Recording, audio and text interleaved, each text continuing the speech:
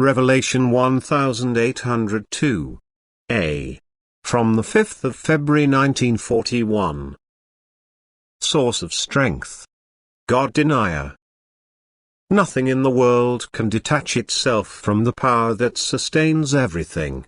For without this power there is no existence. Detachment from the power that sustains everything would therefore be tantamount to no longer being.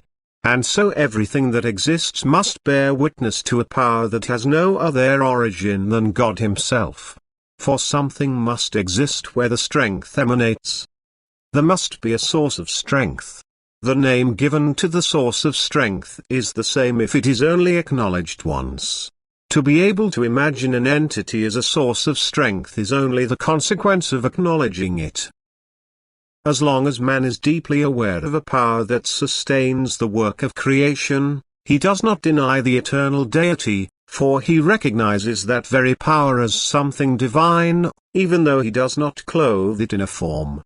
He must only always affirm the connection with every work of creation and therefore also regard himself as such a work of creation, which is, as it were, in closest connection with that all-sustaining power. But if he disputes the connection between the creating power and the created things, which also includes the human being, then he denies God, no matter what he imagines the term God to mean.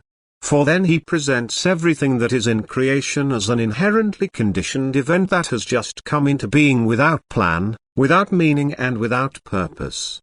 Then he denies the entire work of creation a wise reason, a connection between the individual creations and a purpose.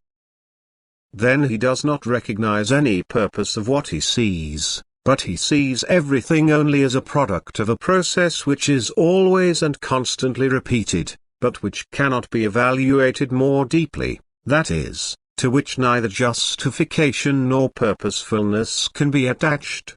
What is, in his view, has come into being of its own accord and has neither a designer nor a director above it. It therefore has neither a deeper meaning nor a specific purpose other than that which man himself has given it.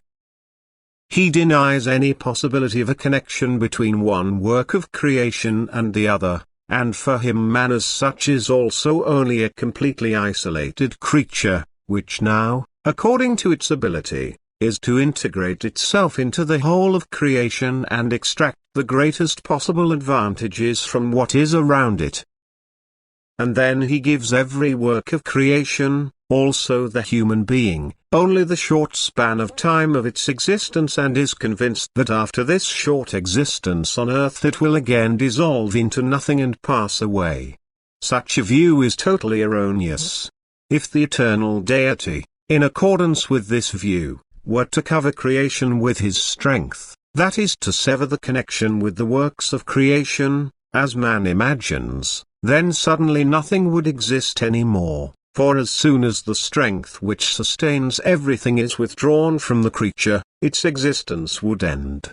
Thus, even without being acknowledged, God continues to send his strength to the human being who denies him.